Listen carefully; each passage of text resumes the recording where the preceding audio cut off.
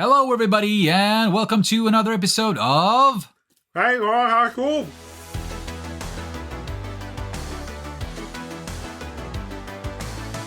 There we go. Bat!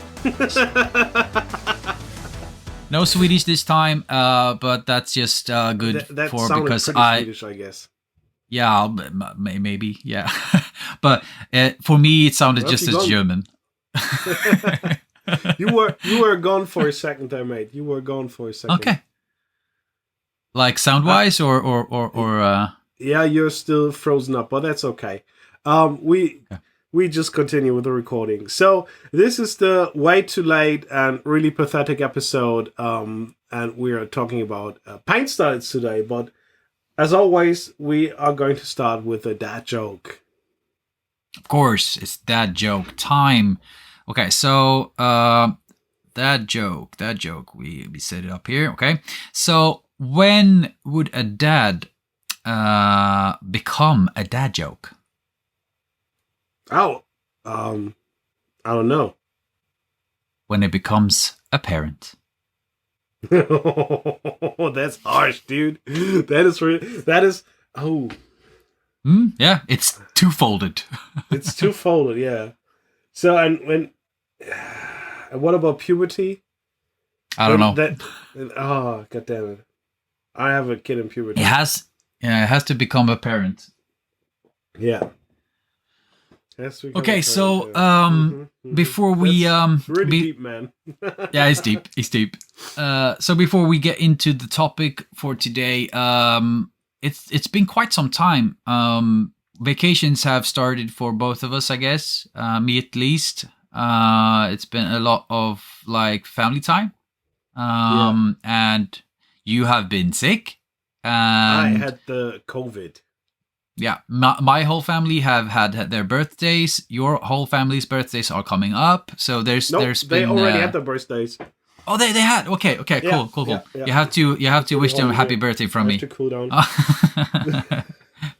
Oh, this is good. Oh. Like if somebody tuned in now, it would be like you're heavy sweating, like when we're talking. Yeah, I always get so nervous when I see you. You're such a inspiration to me. Take my credit card. I want your OnlyFans. Yeah, but I see you pictures in the sauna, man. There's nothing much that coming up against that. That's true. Yeah. That's true. So, despite COVID and stuff, how you been? Like, this is our time, like catching up. So how are you, man? I've been sick, and then I have been sick, and I am still sick. It's the third week, and COVID gets on my nerves. But I managed to paint some orcs. Yay, orcs! Yeah, and we had a nice birthday party, and on the next day, so my wife was feeling sick already, and she was like, I don't know if I want to, if we can party and stuff, and she tested like 3 days in advance, and she tested on the day, and on the evening before the people came in, and she was still negative, and she was just like feeling a bit under the weather, everything all right, and next morning she got up, and she was ultra sick. Damn. And then she tested, she was positive. But no one got it except for me and my daughter because we sat outside all day. Like, the whole party was like outside. And we were sitting a bit off of the table on 2 chairs. And everyone was like on our patio couch. And yeah, so we had enough distance between us so no one else got sick. And I mean, she tested like even an hour before guests came, and she was negative. That's just so weird with the testing and stuff right now. Like the different variants of the disease doesn't show up, and and I don't really know. Like here in Sweden, we don't have to test right now. There's no kind of it's not classed as a like dangerous disease anymore. We should just like don't go to the store if you have the sniffles. Like it's just like for us right now, it's just more common sense. But we have the feeling like they want us to they want the disease to get spread if you aren't like like okay, so if you work in like hospitals and stuff, you still have to wear a mask, but other than that, there's just it feels like ever since Ukraine and stuff, we haven't like heard anything about COVID in Sweden. It's like totally gone almost. For us, it's still isolation. When you get it, you have to go into isolation. You're not allowed to leave your house.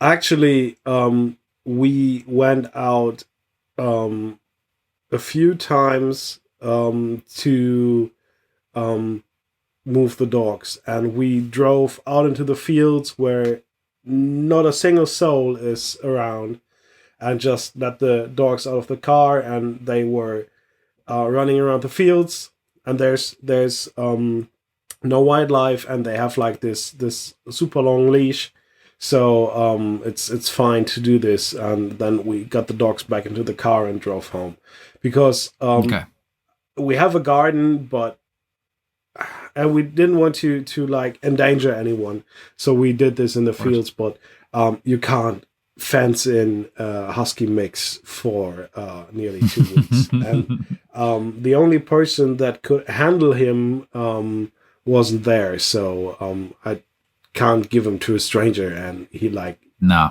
drags him through the fields. Oh yeah, I totally get that. Okay, so yeah, it's been good. I mean, like I told you just before we started recording, my 4-year-old is having like like what do we call it in English? But he's in like some kind of development curve or something, I would say, that we call it in here. Like, so he has to decide everything. Like everything has to be his choice. So we have like we could have let's say I tell him to, like, you have to wash your hands are dirty, and he refuses to do it. And then like after like bickering about it for like 10 minutes, I lose it and I wash his hands.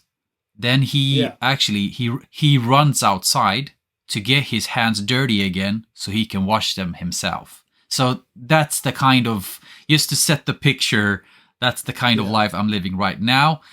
So vacation one first week, it's been like, it's as long as we do stuff, there's actually not that big of a problem. Like we've been to like you know, playhouses. We've been to like an amusement park, and we've been like gone to the ocean. We've done stuff, and that's fine. But as soon as we're like, now we're going to chill at home, that's not a good time. That's like a husky breed, like you know. So yeah, that's but then again, I mean, it has its wonderful times as well.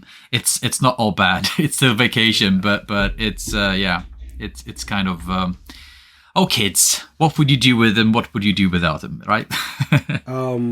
In more in Eastern cultures, but also in Germany, we have a cure for that. It's called a sandal. Oof, that's hard. If you my wife forbid me to use it on my daughter, but I don't hit her with it, of course, or I didn't hit her with it. And the dog also knows the sandal, and it's the sound that it makes when I drop it on the floor and just hook on my big toe, because I can send this thing flying across the room and hit something. Yeah, so if the dog's doing stupid shit, I hit him with the sandal. No joke. Like around like 10 meters or so, I was able to hit my daughter on the ass with the sandal. It doesn't do anything. It's not hurting. No. It's like just a boop. But I managed to shoot this through the room onto her ass.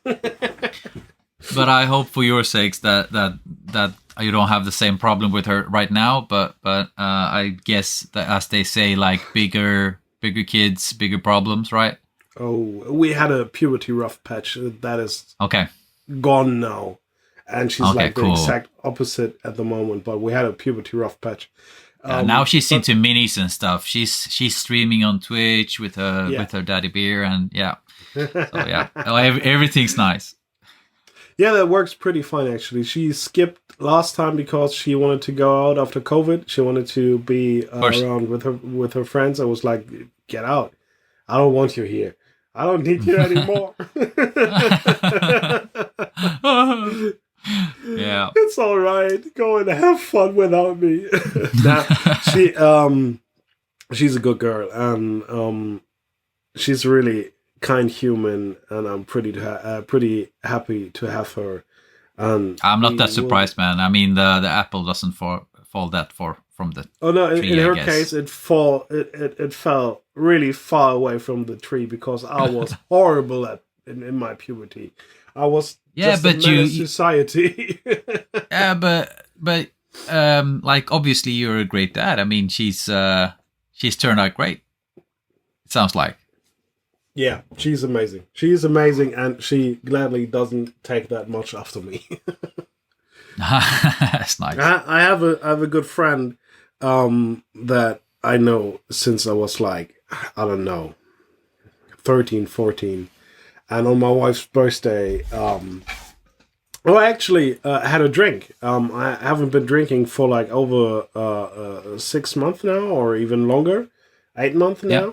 And I had a drink on her birthday, and he had like 20 drinks, and we talked about all the stupid all the stupid shit that we did when we were young, and my wife was really really shocked. It was so funny.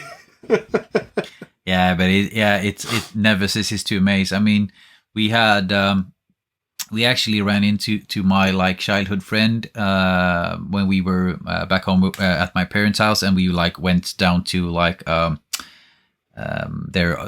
their sea they have there, and we like we splashed around with the water with the kids, and my childhood friend showed up, and he like remember when we were here, and we like set fire to that tree over there, and I was like, oh my god, yeah. It's just so weird. Like we set fire to a tree, and then like one of my buddies, he wanted to show how tough he was. So my other buddy, he actually took like a flaming wooden like plank, and he hit him in the stomach. Like he was like, I can take it, and he like hit him with the flaming plank. And then he turned around and walked right into the river, and he stood there contemplating what foolish decision that was. But I mean that's just the tip of the iceberg. There was so many stupid things done growing up. Yeah. So now we are doing the stupid stuff with miniatures, and we paint like as often as we can. Yeah. Life changes, dude. Oh, yeah, of course. So, before I get into my thing, what have you been painted? Is it just the orcs? Yeah, I'm halfway through with my miniature that I paint on stream. Yep. I can show it right here. It's There just we go. the lower part and the armor done, and I think it looks pretty amazing. Yeah, I really like your basing too, man. Oh, that's the my daughter put pigments on there, and since she did the street bases on stream, and she put pigments on there, it looks way better now. Cool. And yeah, my next video will be about these orcs, because I may have upgraded Zenithals, yeah, and contrast paint and speed paint and instant paints and how they're all called. They look really amazing on that kind of style, and I quite like what what it became, but I haven't painted in any details. So this is just like part 1, where I show how I upgrade my Zenithal to get really nice contrast paint results, and then you could go in and paint in like details like eyes and teeth and stuff. Or you could follow my next video that will come after that. And that is cool. It's a twofer. Yeah, it's a 2-part series, and the next one is Oil Washes 2.0. Nice. Where I go into multi-layer, multi-color oil washes, and how you benefit from that instead of just putting an oil wash all over the miniature, and how you can mix colors. Like, what's the benefit of putting like a blue or purple over green? And why put I red on faces, elbows, and hands before and stuff, just to show that off. And then I will paint in the details with oils, because if the miniature is already wet with oil paint and thinner, painting in details with oil paint is so satisfying. So I'm going to show this in the second video, how to finish off your miniatures with really cool washes and then details and oils. Cool. Gonna get those creamy blends. Yes, sir. Nice. Cool. So how far off is the first video, you think? Talking head, and then it's done. Cool. Nice. Yeah. You got to cranking during COVID then? You had to. You have been. No. No. I was out all week, and I painted like the week after. We were still at home. We were still sick, but we started working again because we can both work from home. So just 1 week of work, but we couldn't do anything in that week. We were totally busted. Yeah, I get that. So, what did you paint? I actually showed you before we recorded. I've been keeping it a secret.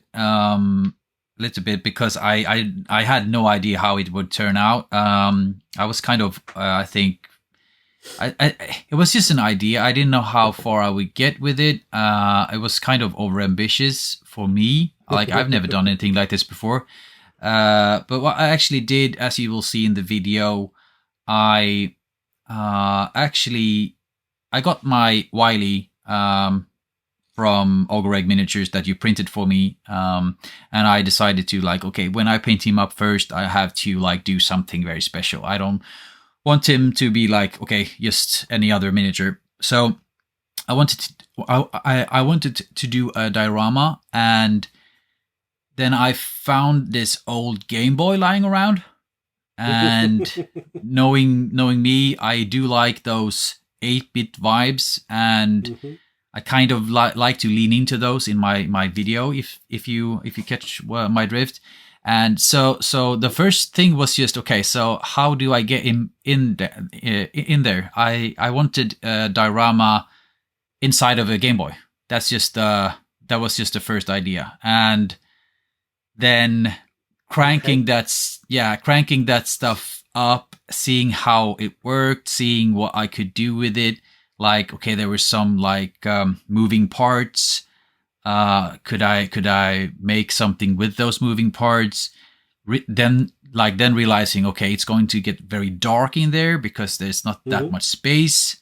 I have to get light in there somehow. And it's like starting off first of all like with a box shape, then realizing I can't do a box because then it's like really, really obvious, like the angles. You don't. I didn't get that depth of field that I wanted. So the whole video and the whole process was a very like adapting and learning so much. But it took some time, and it's been a long process. But I'm so thankful for like people like the patrons, like they sticking around, and they like we're here, like there's no hurry, like do the things you love.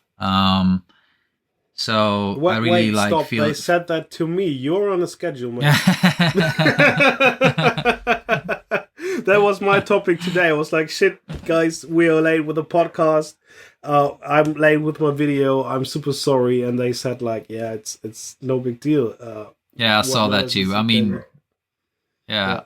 But that was for me. You were on a schedule, of course. Yeah, but it's really nice having like that kind of support, like knowing that it doesn't matter as long as I like turn something out that I'm proud of and that I want to like show off. And that said, I'm kind of proud of it. It's not perfect in any kind of way. I mean, there is a lot like I would have done differently if I had a plan. But the whole process was like kind of not having a plan, like just like going for it. And dude, stop making yourself small. That's kind of cool. Stop, yeah, but that was kind of cool.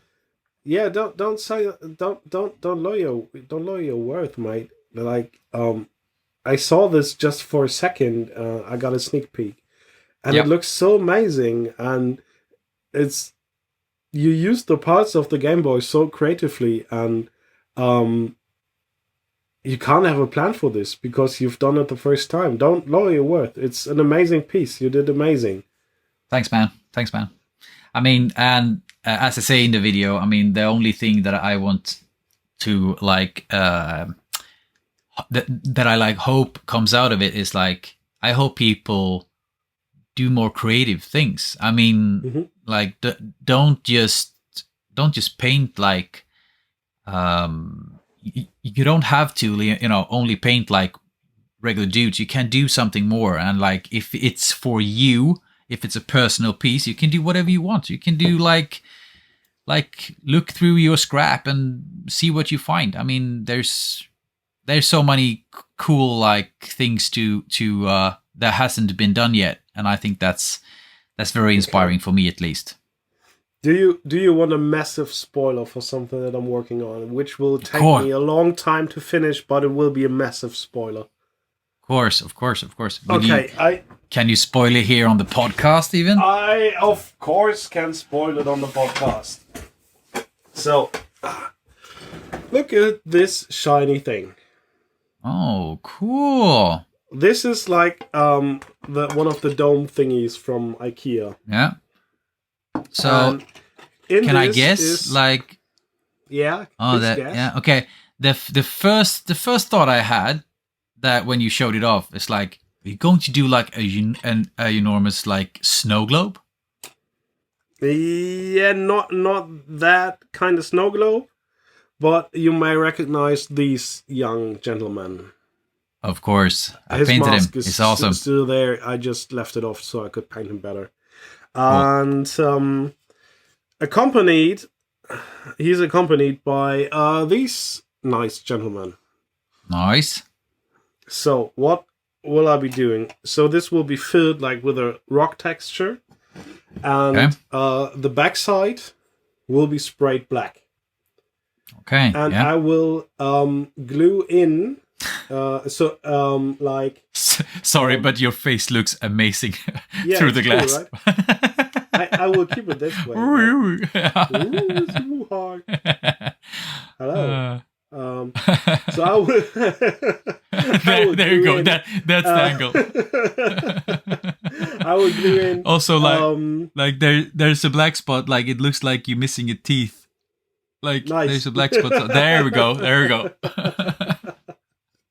I would glue in like LEDs, and they should be like on a string, so it's really visible, and it should look like that there's a force field that's under attack, and like they're in the force field. Cool. And Gascoul is commanding those boys to fly off and attack. So he's standing in the middle, and he's like firing off, and it looks like the background is already burning, and yeah. So there needs to be a lot of stuff. Not all the boys will fit in. That would be too much.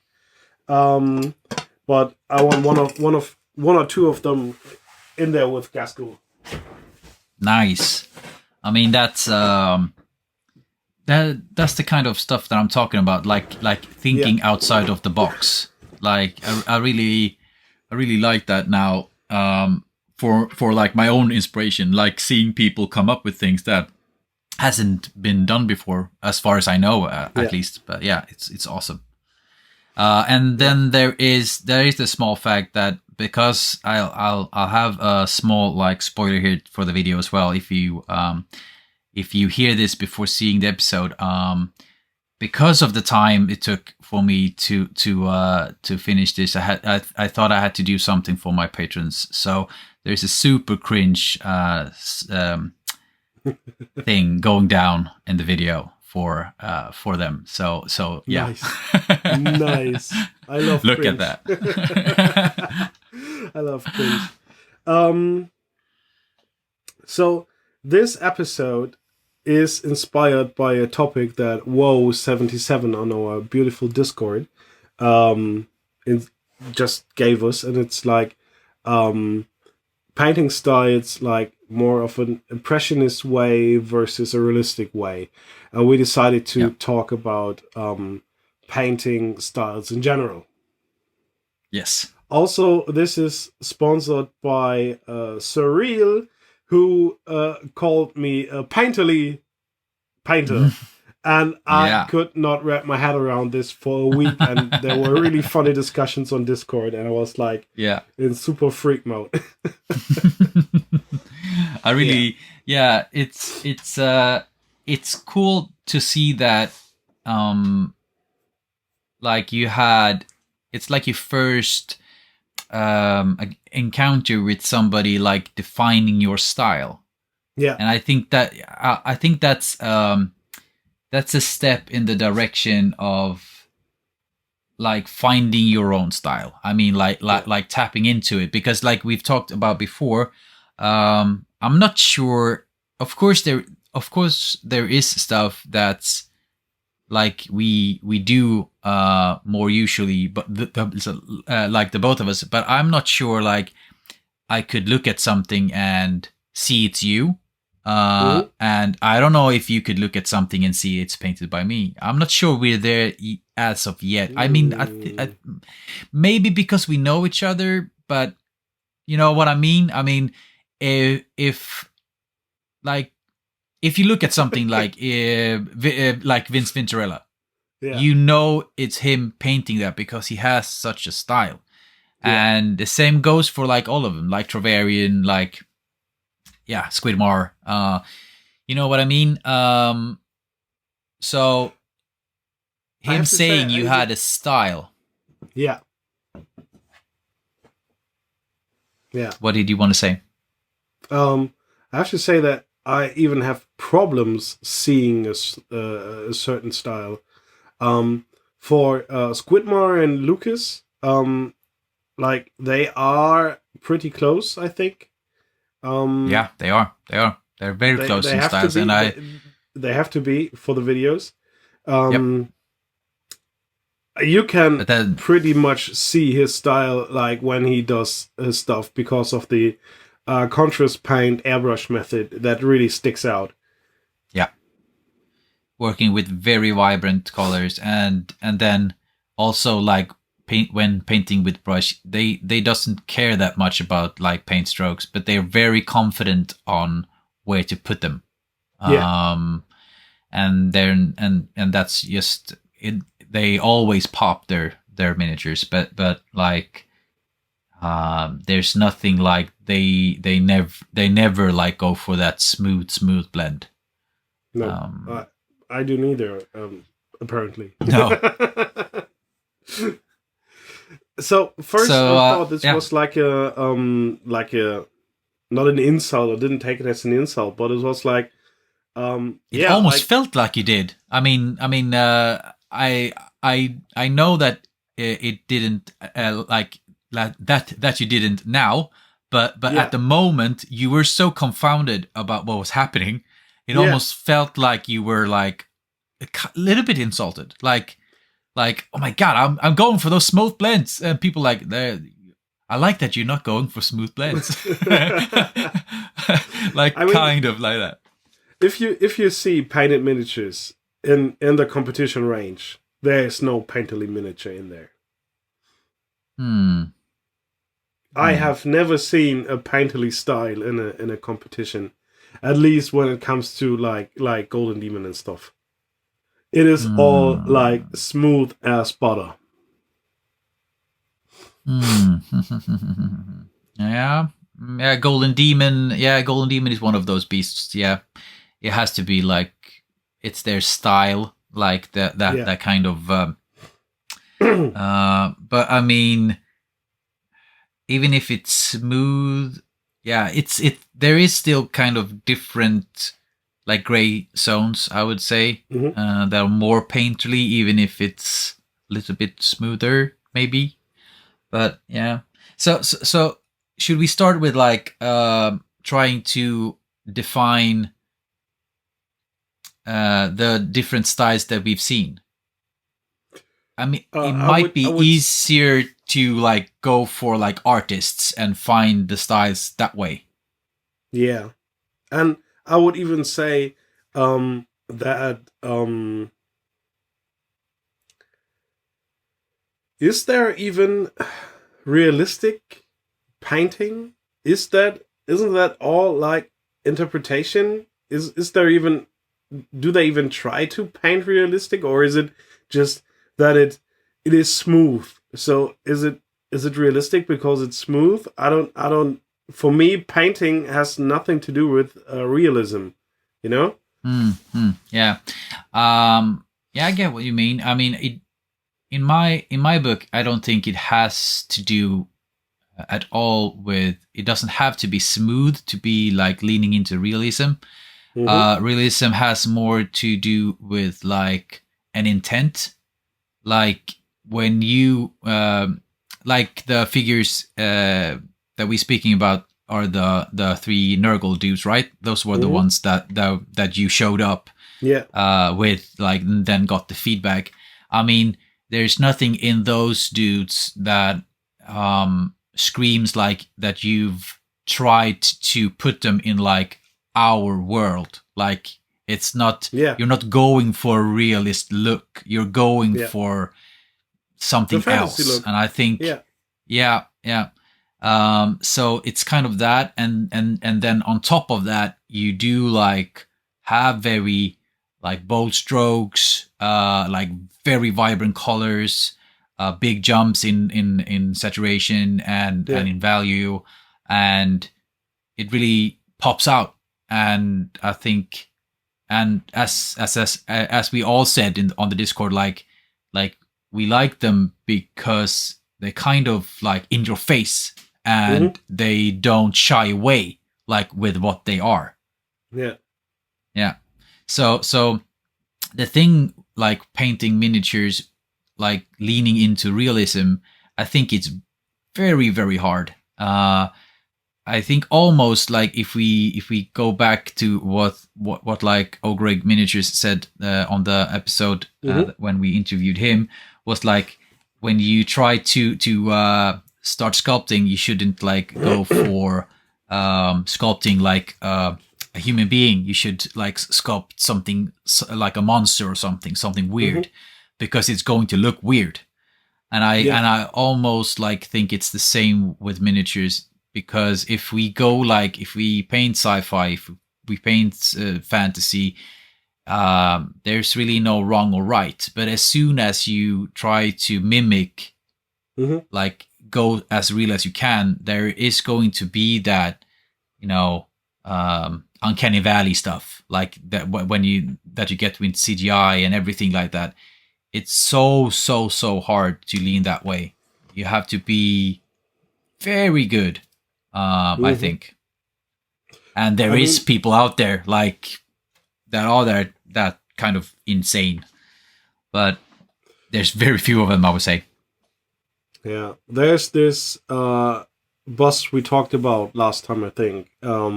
The girl just turning around where Ogorek said she has the eyeballs sculpted in, and that's distracting Yep. for him. And there's other ones like the busts that are basically just for learning how to paint skin, and Yep. the next one, the girl holding the cup and looking to the side, and they all have they are all looking like humans, but they are still not realistic. Yeah. Exactly. So, I don't think that we could paint realistically if the topic, like if the model isn't realistic at all. And even Ogoreg's character from God damn it, me and names. From the series where he made the bust. Berserk? Or That's not, no, it was not Berserk. It was like on Netflix. God damn it. Arcane. Arcane, yeah, it was Arcane. She looks pretty realistic, like from the face features and stuff, but still, she's a character from a fantasy series or what would that be? Steampunk? I don't know. Yeah, some kind. Yeah. Yeah. But you're tapping into something there. I mean, it's as soon as the kind of the portrait or the miniature or like the subject itself is leaning towards something not realistic, it's very hard for us to see it as something realistic, I think. And I think as all, as with everything, of course, there is it's in the eye of the beholder to what is realistic. But the first name that popped into my mind is Kirill Kanev. Have you looked into his stuff? I guess me and names, you know. I can just throw some stuff. I can just throw some stuff at you on the Discord now, so you can just see what I'm talking about. I will open up for the good people watching, but I grabbed 3 examples of busts that I have here still to paint that are quite realistic and still aren't realistic. So the first one is this dude. I mean, he is like, if you look at him, he's looking quite real, and the features on his jacket and stuff. But hey, he got horns, yeah. Hellboy vibes. So really Hellboy vibes. Yeah, and then again, like the nose and the shins, there is some kind of like Tekken vibes, or like leaning towards like a comic-y vibe. Next one's much harder. I get what you mean. Yeah. Look at that face, you know? This is like the realistic female version, but look at the ears. So it's not realistic anymore because... Or is it realistic? Is it realistic because the features are made to be like as real as possible, and then the fantasy stuff is added on? That is... I think, I think both of those could be painted in a very realist way. Oh, I really like that model. It was Katana, wasn't it? Yeah, it's Katana. That's so cool.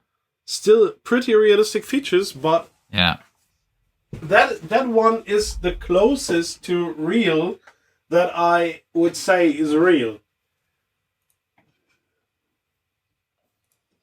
Okay, so open up the stuff I sent you now. Just to I will open up the stuff you sent me, and then... Oh yeah, that on the other hand is let me switch over here. Yeah, there we got it. This is. I mean, it's insane, and like from what I understand, it's all like NMM, and he's just crazy.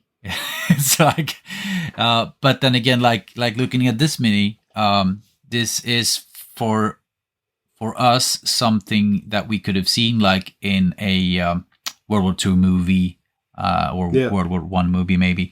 But you get what I mean. It's like something that comes out of our reality, and we have like references for it in our brains, so we can like look at it and see that that looks about right, color wise and skin wise and such, material wise, and that pretty much falls into the category of realism.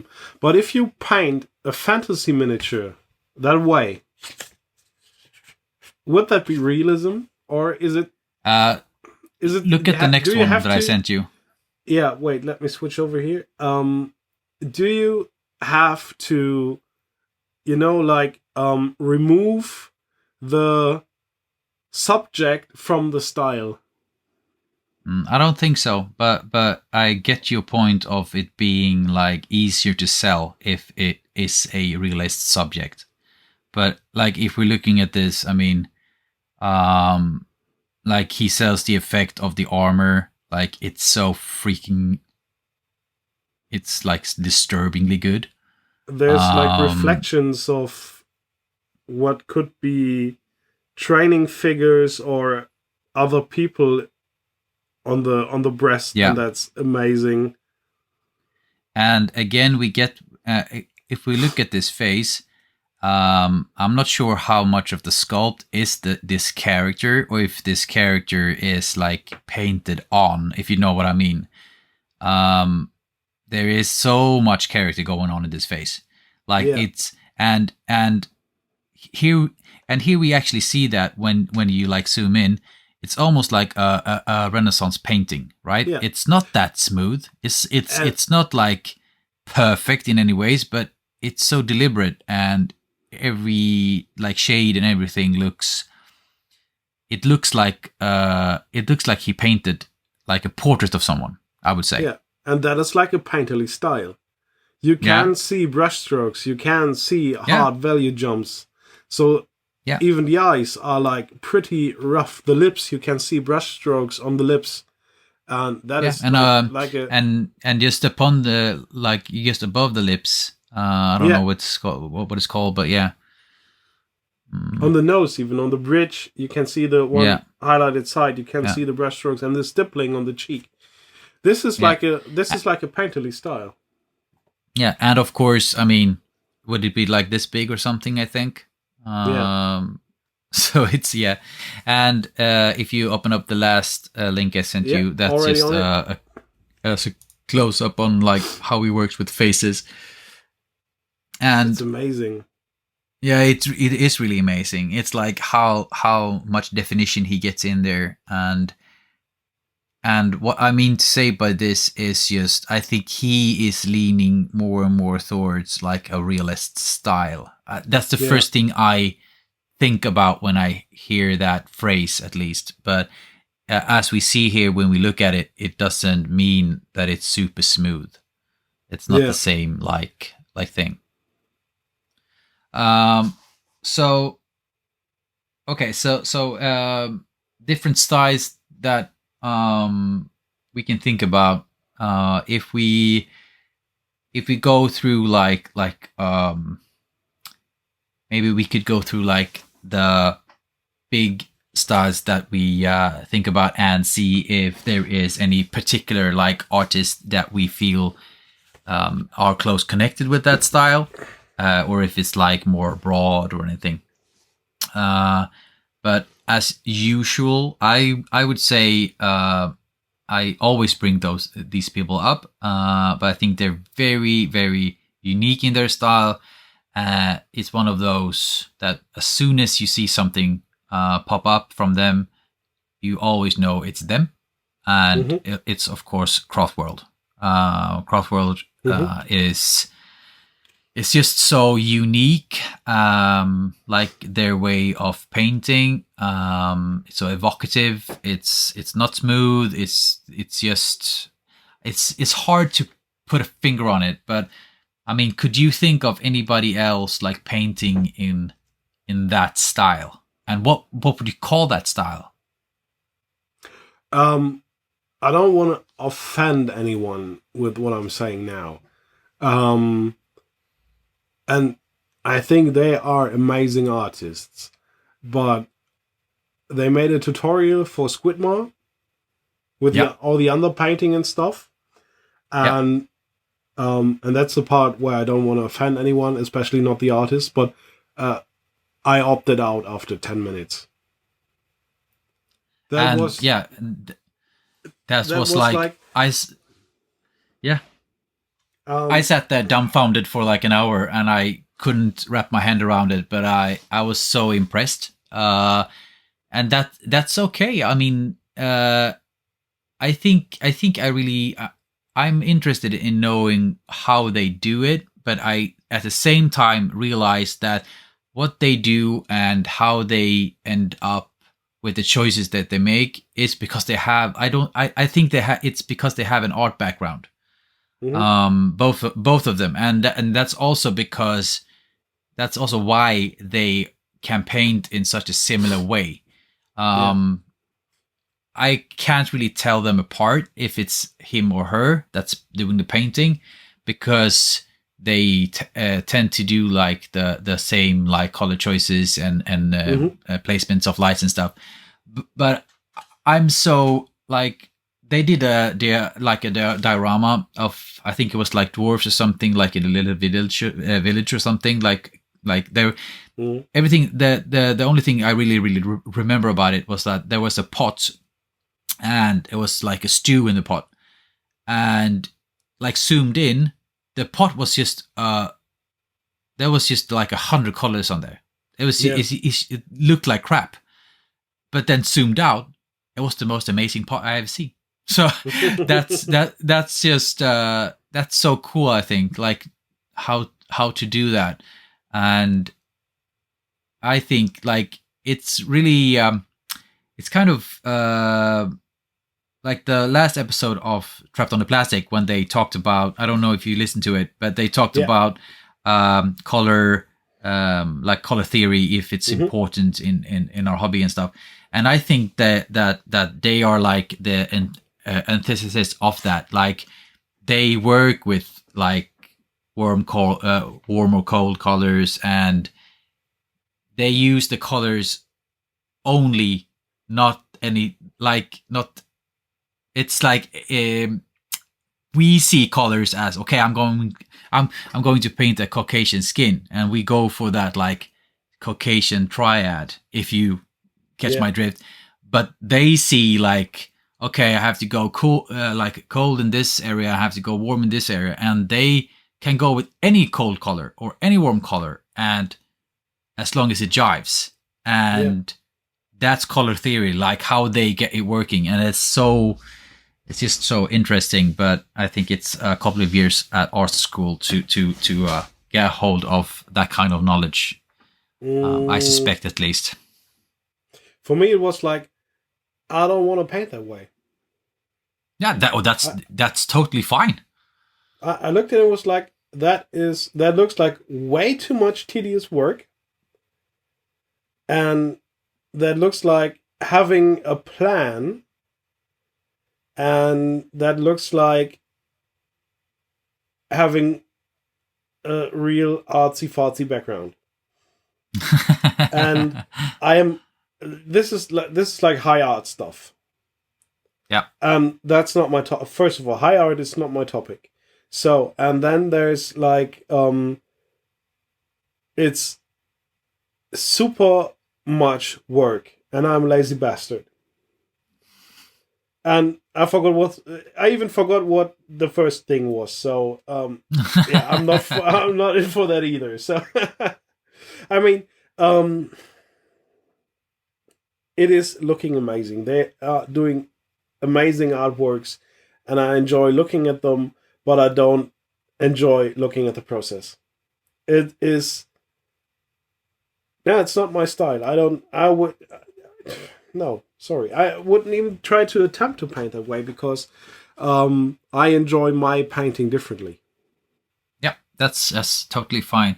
I mean, it's like okay, so if we go the totally different way of like super clean, um, oh, what's it called? Like the Warhammer style, heavy metal, Yeah, um, uh, and like if we say like Trovarian, for example, yeah. He is the his lord of heavy metal. yeah, and his style is, I mean, he turns out amazing stuff. There's no doubt about it. Like I love seeing him, um, like review stuff. I like seeing how he thinks about stuff. I like Yeah. I like to like hear his thoughts. But I'm the same way that you are with Craft World, as I am like looking at him work, because what I see is like, okay, we're going to do like 250 glazes. Yeah. He works it up so slow, and I get it. I just don't want to do it. That's No. just that's kind of where I end up, and that's not saying that I could do it, because I probably couldn't. I mean, you have to try to do like 250 glazes like 4,000 times to get as good as he is. But I'm not that interested in trying a first time because it's going to take so much time. Then I rather like paint more stuff and like trying to diversify my painting style, if like trying different things. I mean, I have a piece that I'm totally proud of, and that is, first of all, not realistic at all, and secondly, it is still not smooth, but it's the smoothest I have ever painted. So Yeah. This young lady was for a contest on the Squidma Discord. It's a bust, and yeah, it's the smoothest that I've ever gone, and it's like, I don't know, 6 or 7 layers, and I had it after that. I was like, nope, I'm not mixing any more colors. This needs to be good now, because I don't enjoy painting layer after layer after layer. I mean, like, doing 4 or 3 passes, that's fine. After 6 or 7, it just gets horribly tedious. Yeah, and it's like I think the only time I really like go for that kind of style is when I attempt NMM, because I think it feels more. It feels like the transitions works better, but then again, I do realize that for good NMM to look like metal, there's still not that need of like smoothness that you think.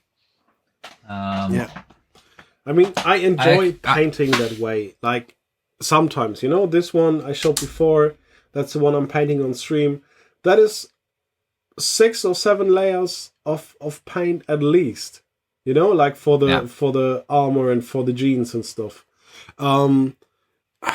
But 20, 25, I couldn't do it. No. Do you have any style besides the ones that I've already mentioned that you want to shout out and talk about? What I really enjoy is so there's one person that is painting, or I would say it's, in the meantime, it's 2 persons that have a pretty solid cranking out army style, and that's Casey from eBay Miniature Rescues. Yeah. You can actually see that he painted what he painted. You could guess it's him. And also Goobertown is like doing the basic painting that GW encourages beginners to do. He often does that, like using a base coat, using a wash, painting in highlights. Yes. But he perfected that. He's really, really good at it. His wash placement, like, washes are horrible to use, if I'm being honest. Like, they stain and they pull up in weird places, and his wash placement is on point. He is really doing good work and showing beginners how to do this basic painting style. And basic is a painting style, in my opinion.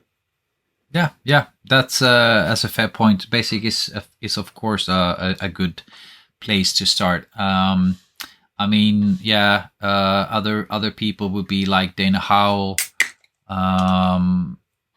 Would be a more good like basic. Casey is like basic plus.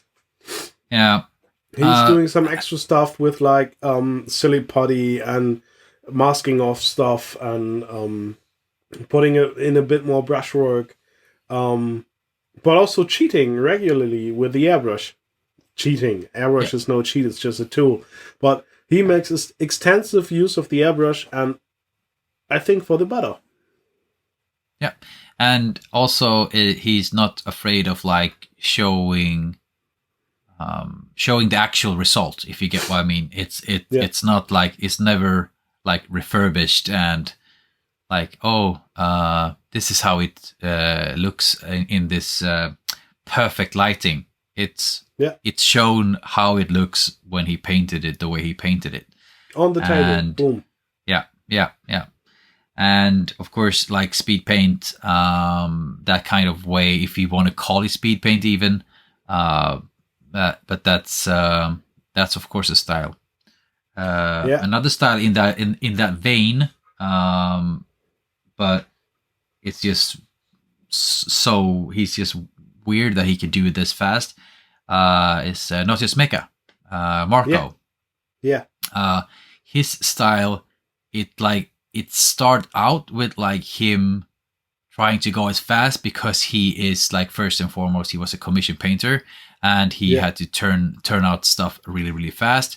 And I mean, seeing the stuff he gets made in that short amount of time is just baffling. It's just it's really, really good stuff. And of course, he has like a recipe, but there is so much knowledge there going in. Like, it's like even before he begins, he has a plan of how to make the last step pop, because he has built it up in a certain way with certain colors and certain like shading and stuff. So yeah, he's just in my point of view, I think he's the like speed paint master, I would say. Like, I haven't seen anybody paint as fast as he has. I don't know if you have a counterpoint, but not in that quality. I mean, I was impressed with Ninjon painting 140 zombies in one sitting. Of course.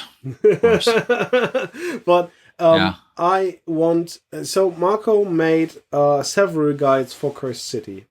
Like, especially how to knock off all the skeletons in one go and how to knock off all the bats in one go and whatnot.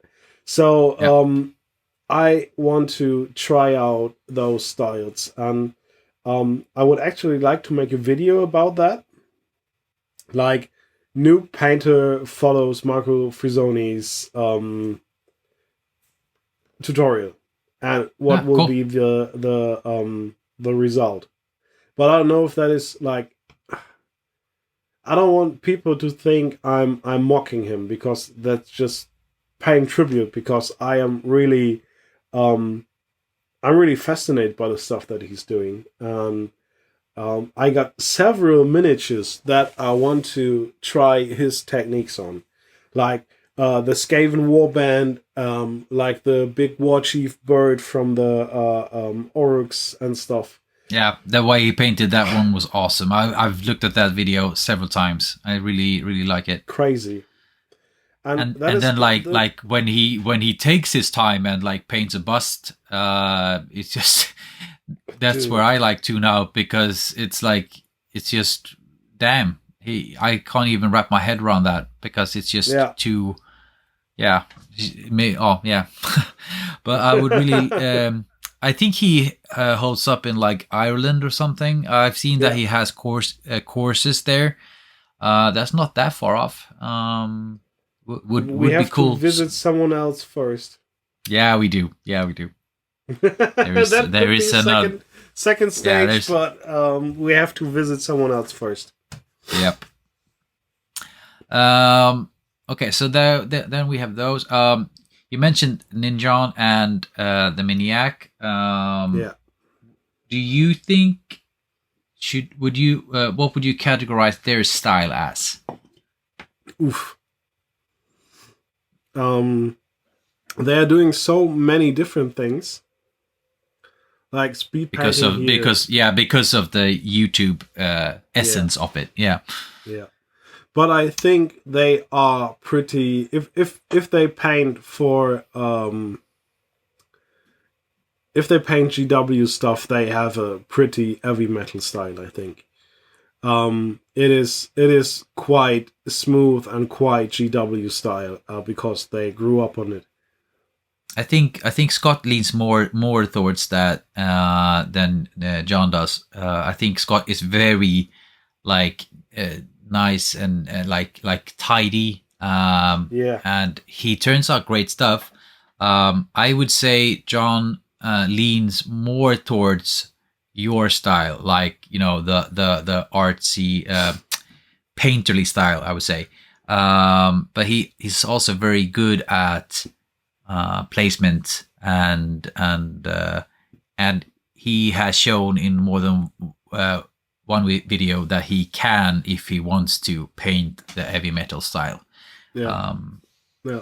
But he's very like, I want to knock this minis, I want to knock this out, and I'm just gonna big brush and I'm just gonna do it. And that's when I think you see his style very clearly. And he's also like, because he uses monument paints, like it feels like for 90% of the time. I think when you see one of the minis, if I didn't know it was John's, I could almost tell you because of which colors he uses and because the finish and everything like that. So he has a style for sure. I could show the culprits of the discussion on the Discord. This one is like the heaviest of them. Oh yeah.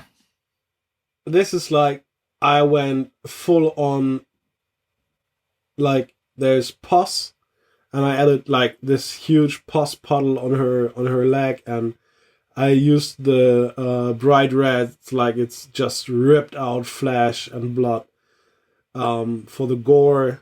And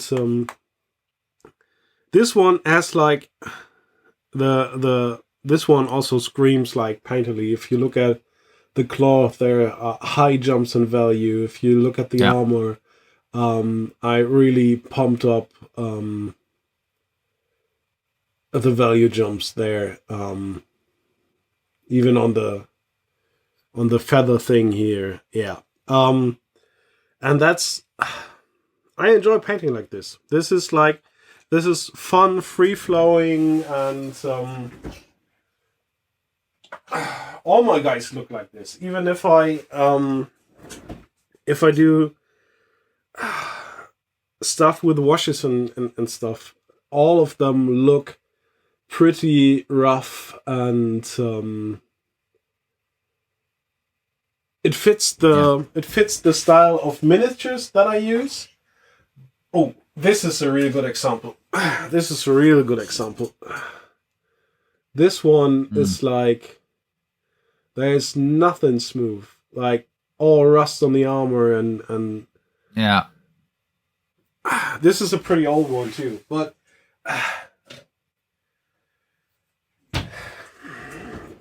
I wonder, and this is where it will get interesting, I got some more delicate miniatures, like the Void Guard Corsairs and the Sisters of Battle.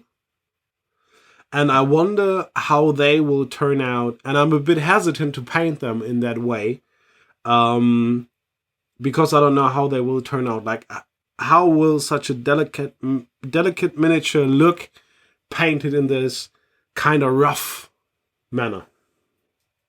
Yeah, I get what you mean. I mean, as soon as there is like smooth skin and surfaces and stuff like that. But then again, I saw somebody like paint like Sisters of Slaughter, or what are they called? Do you mean the Sisters of Repentia? No, yeah, I'm thinking of witch elves for fantasy battles. Okay. It's like they're like dark elves, and they're like women in like tabards and bikinis, and they have like big swords. So there's a lot of skin, and the the thing I saw, they've chosen to paint them like with a almost like ghostly feel, like you see when they do like an upside down zenithal and like very vibrant colors. And I mean, everything can work out with any kind of miniature. That's also like a thing that you see, like people do. Like, okay, I'm going to paint a ghost. Then I do that upside down zenithal, and I get that blue from above and the red from below, and blah blah blah blah blah. But you can do that with any miniature. I mean, it doesn't have to be a ghost miniature for that effect to work. I mean, it will pop on anything. So you have to, broaden your horizons on what you put on each mini. I mean, do you know Tabletop Time? Have you seen any Tabletop Time videos? Yep, I have. Jen is quite good at this painterly style. So she's doing a lot of and she painted some sisters actually, and they look quite good, even if they are a bit rougher. But the funny thing is, if you look at this rough stuff and the smooth stuff is mostly quite, I want to say, time consuming. Yeah. But there is a style of smooth paint jobs that is actually not that time consuming, and that's the cell shading. Yeah. Because it just works with hard dividing lines. Yeah. Yeah, it does. What's your first, like, the first person I think of, like, going for comic-y styles is Epic Duck, I think he's called. The Twitch streamer. Yeah, I think he streams a lot. He's very like into that kind of style, like doing comic-y I mean, paints. He is also quite the person. So with his colorful hair and his painted nails, I mean, he's doing that for a living. No. That's not Epic Duck. That's Brush for Hire you're thinking of. Yeah, of course, that's Brush for Hire. Yeah, I mix them always. I always mix them up because Brush for Hire got pushed so hard by Epic Duck to reach affiliate, and every time I went on the stream, it was like, wait, that's not Epic Duck, that's Brush for Hire, and so yeah. Yeah, both of them are like amazing at what they do. I think, as you say, Brush is such a character, and he also has a very unique style. He also has a very particular set of like color schemes that he tends to go for. You can almost like you see it's him because he uses a lot of pink and a lot of teal. But he also he it's never boring. It's always he always tends to do good, cool stuff. I don't know if you've seen his creature caster. They had this what was it called, like this creature caster competition, and he turned in, like, you have to look at this, you have to show it on stream, like I sent you a link right now. He made a Lord of Butterflies, and there's so many colors on this dude. It looks so cool. He's just wonderful. I mean, even if it's so many colors, but it's still kind of menacing, right? He doesn't look goofy. I think that's kind of cool how you could do that. Yeah, but that's like more of a. Is that painterly? No, that's too clean, and that's not cell shading either. No. I think he leans towards. I think he feels painterly if you look at what he does, but. Yeah, I get what you mean. He isn't like, but then again, if you look at this Hush he did, it's called Hush, right? The bust with the cup. Yeah. Yeah. So there you can clearly see like lines and stuff, and I think it looks very, very like looks very painterly to me. Definitely. But okay, so the last one I think we should talk about is Angel Geraldes, like the pro at like airbrushing. So it's a very, very unique style as well. What would you say his style? Would you recognize an Angel piece if you saw it? I don't know, because he's not in my filter bubble. Okay. I am pretty restrictive when it comes to things I consume, like in media and stuff. And I don't know why, but mostly the Spanish guys are not on my radar that much. Like Angel Giraldes, Banshee, Miniature Stan. I don't know if he's Spanish or Italian. I don't know for what reason, but they are not on my radar that much because they are super, super, super clean. Yeah, they're really, really clean. I think I watched some of Angel's stuff, but mostly I think I tuned out of it early on because it wasn't in English. I mean, most of their stuff, most of the Spanish guy stuffs are only in Spanish. I mean, Yeah, Angel has tried to do some. Me. Yeah, it's kind of hard to have it on in the background and stuff like that. You have to really sit there and watch it, and that's not always good for like hobby time. Yeah. But I mean, then again, his style is it is really unique. He works with the airbrush so much. He incorporates it in so many ways, and I think I have learned a lot of the airbrushing watching some of his videos, and like learning not to be afraid of it, I think. But yeah. So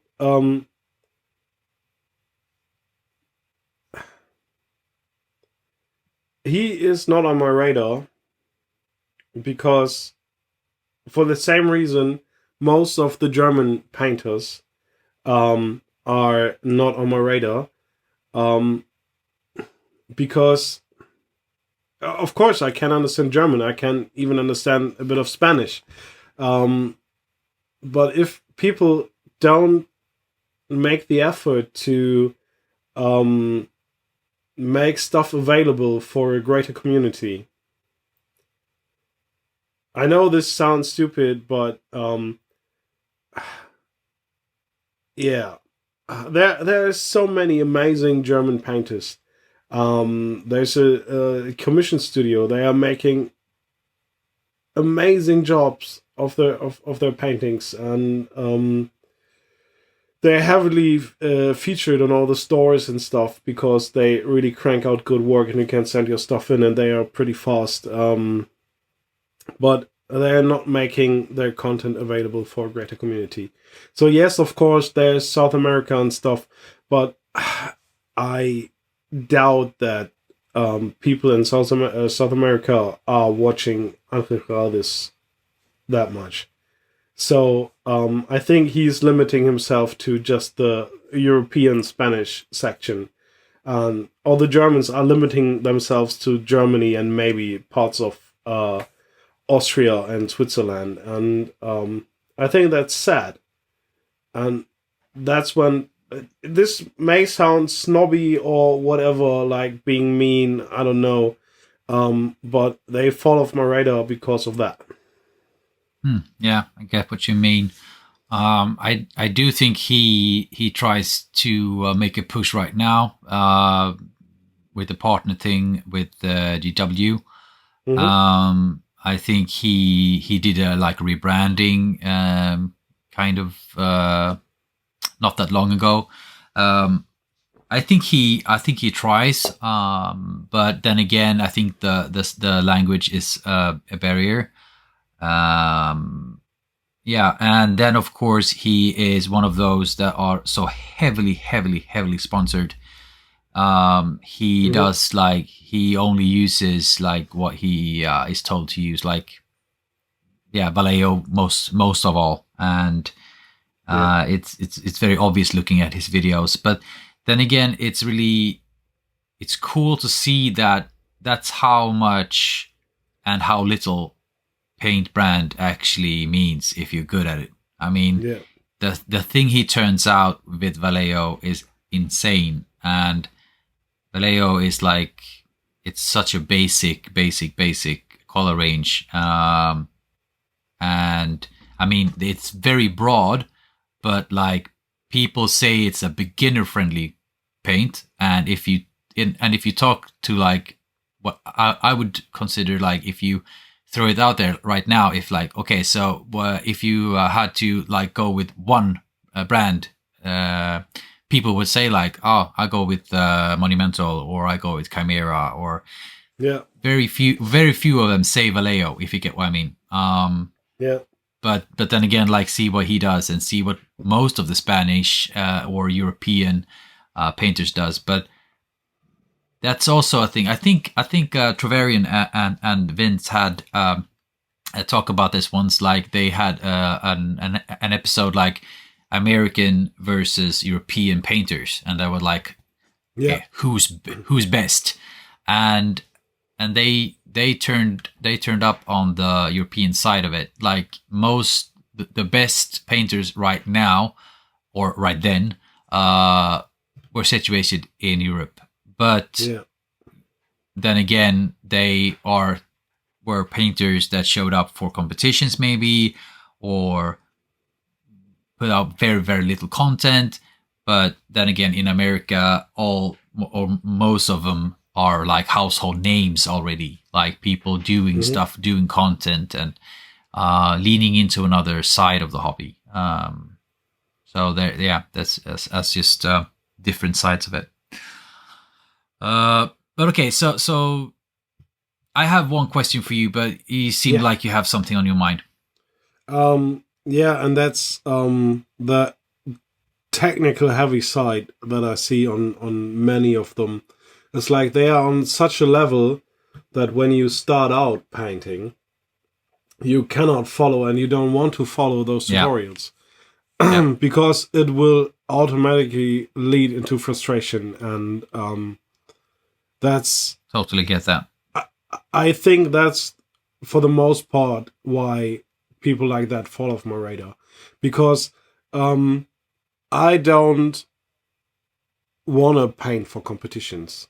Yeah, Competition always has been a big part of my life, and I left that behind me because it stressed me so much. And I'm finding my own self worth now, and that's hard to leave that behind because competition defined me, and wrecking people felt so good, but that's not me anymore. Yeah, yeah, it's I don't need that anymore, and so I find the joy in the not in the solitude, because sometimes people are around, and sometimes I am on video chat or on stream and doing videos and stuff. That's not solitude, but you I enjoy the find work, right? Like like the yeah, journey of it. Yeah, yeah, it's the journey that counts for me, and I really enjoy the time, and it's hard to find words what I really enjoy in there, but it's the inner peace. It's like I'm doing this for I'm still putting it out there, but I'm doing the paint jobs for me, and I put them out there, and other people enjoy this and join the Discord and follow me on my socials and stuff. and that's some time back I did it for the numbers, and now I just do it for being on this journey. Um, Yeah, I embrace it kind the painterly style, and I embrace what I'm doing here. yeah, So yeah, it kind yeah, of it kind of turns on the like um we don't think we're like as close to anybody of the people that we've talked about in this episode, and probably it never will be skill wise. But what I find so amazing in this hobby is that there is so much different things to do and to try out, yeah, and that everybody can inspire everybody. Like there yeah. is like yeah, there's no wrong right. I saw this dude. I don't think the painting style was that great, but he made like an amazing kill team looking like I think it was I think it was some Pixar movie or something, and he just had kit bashed people, Hmm. and I mean it's so cool to see that kind of like creativity. I think so. As you say, I mean, I'm in it for the inspiration of it. I mean, I'm going to paint either way, so I'm just happy that I can paint it, I can show it, and hopefully inspire somebody else to do something that they find good, or I'm happy with the journey, and then they can inspire people, and it's just paying it forward. That's kind of my gist of it all. Yeah. Um, The best thing that so happened to me was actually a few days back. I got a message on Instagram in German. So I'm not going to read it, but it basically said that the person behind that account, it's called Might Be Monsters, might.be.monsters. If you want to follow them on Instagram, please do. And they wrote me that they found my video and it hit the right nerve, and they thanked me for the video and wished me all the best for my future projects. And getting cool. a message like that really hits. That's like, oh Yeah, yeah, damn, I touched someone. That's like, um, yeah, that felt yeah. amazing. But you had a question for me. Yes, so I think we're closing in on the end of the episode. Yeah. So what we should do now is I'm going to ask you what style. Okay, so it's a twofer. What style are you going to? Where do you think you will end up in those styles that we've talked about? And like dream like the dream scenario, what style would you want to master? So I will definitely end up in the in the speed painting area, definitely, because I want to get stuff on the table. And if I go for I want it for display, I will end up in the painterly section, definitely. Definitely. But I want to, like, one day put a piece. This can be in 10 years or whatever, but I want to put down a piece with perfect, smooth blends and top notch NMM.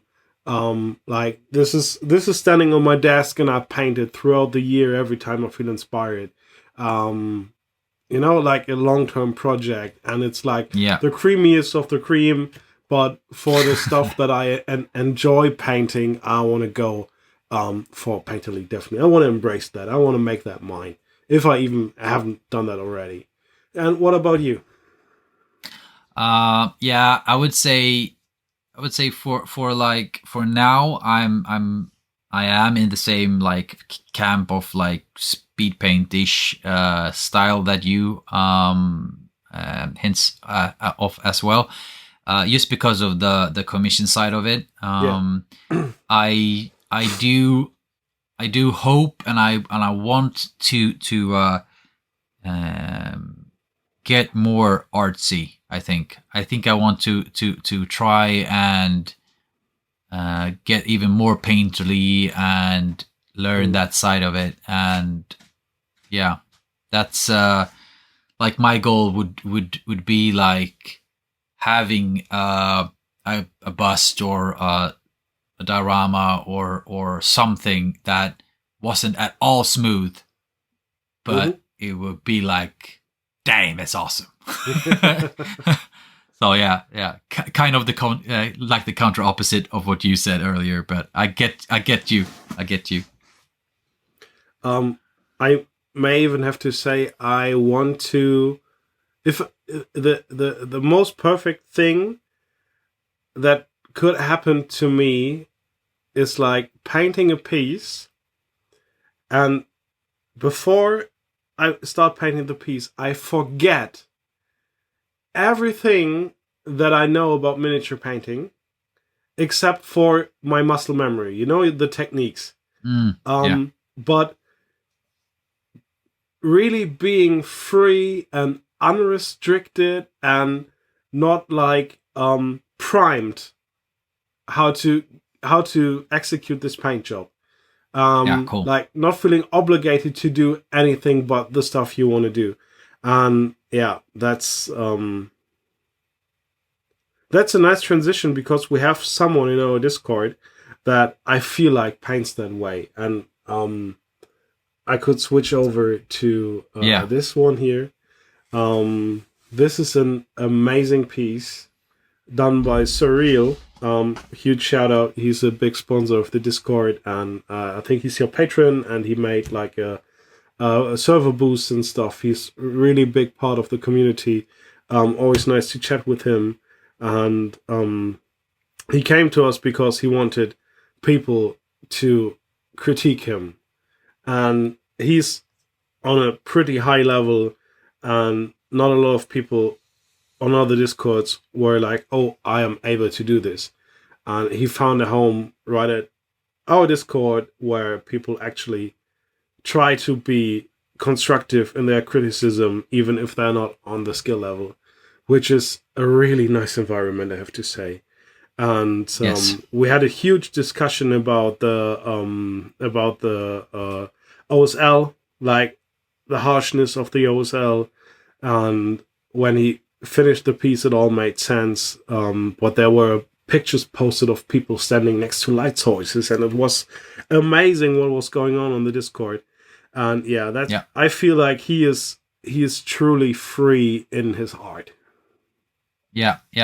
I really like the I get what you guys were coming from with the OSL effect.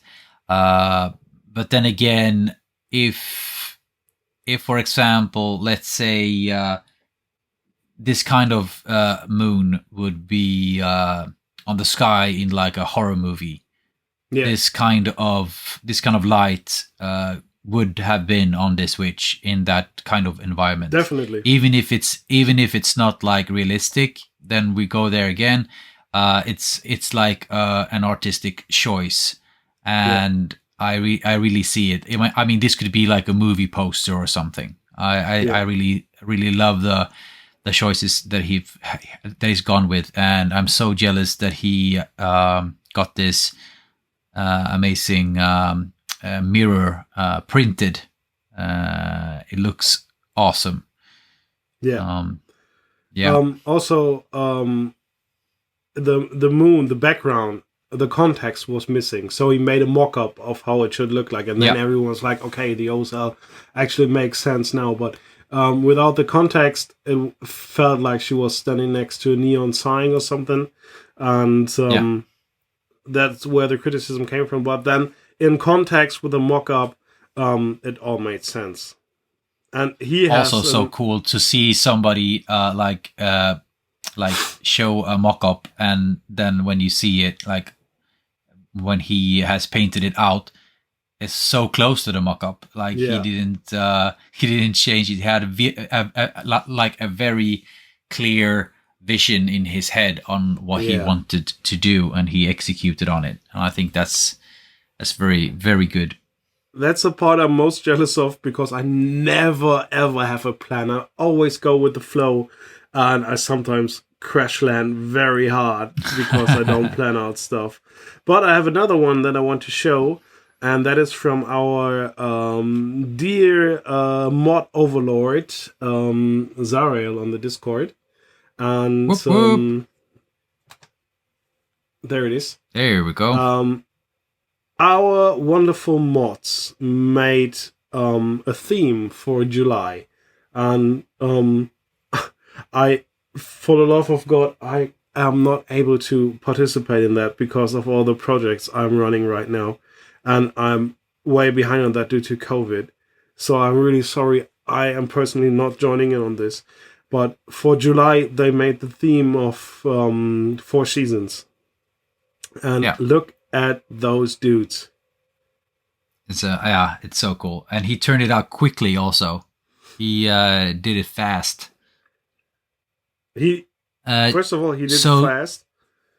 I don't know if he even sleeps. He paints amazingly. He has a high stress job.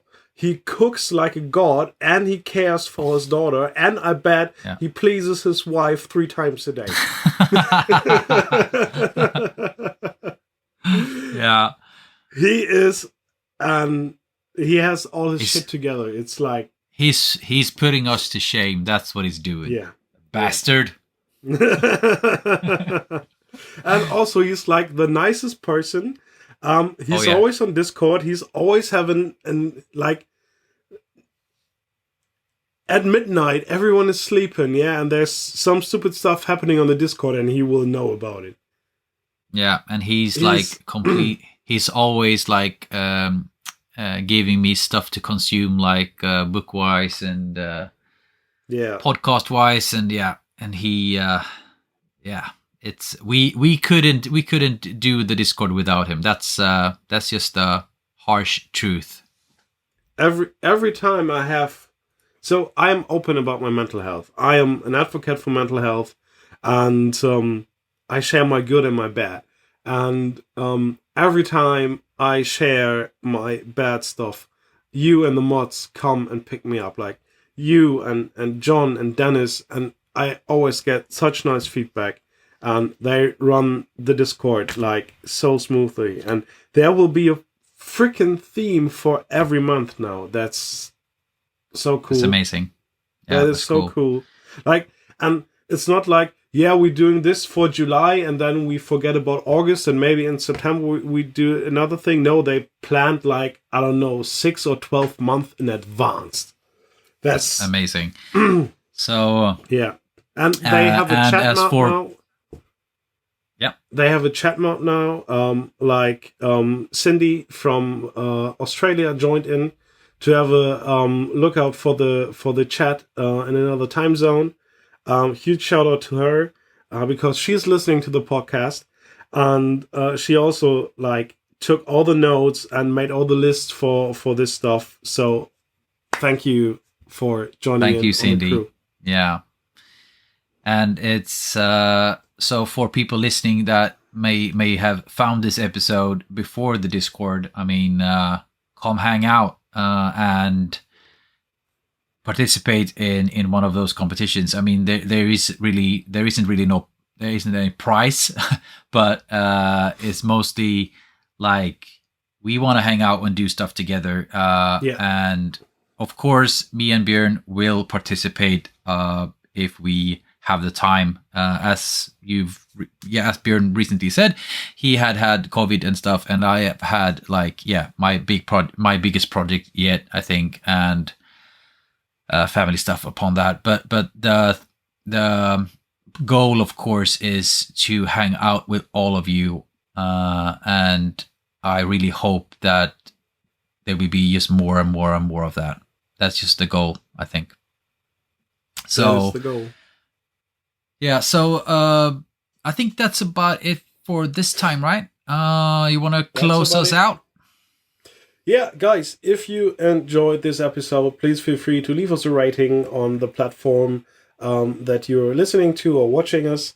And, of course, every other platform you can find. We would greatly appreciate it. if you want to support us more, you can join in on the Discord and join in on the fun, because we always enjoy talking to you people. And of course, if you want to support us with your hard-earned cash, we both have Patreon. All the money we are collecting right now is to pay for software and stuff, so we can keep the show running. This podcast recording software, the hosting and all this stuff all costs money, and we are gladly accepting any donation. There's a tipping jar on my side, and of course we both have Teespring shops where you can get our merch and merch for the podcast, and everything will be put to good use and end up in the community, because we will do giveaways anyway. We do this all the time. And so we spend the money on the community again, and that's where all the love comes from, and that's where all the love will go back into. So if you enjoyed this episode, I told you everything you can do to support us, and I hope you enjoyed this, and we are getting out of here because it's late. Have a good night, guys. Bye-bye. Have a good night, guys. Bye-bye.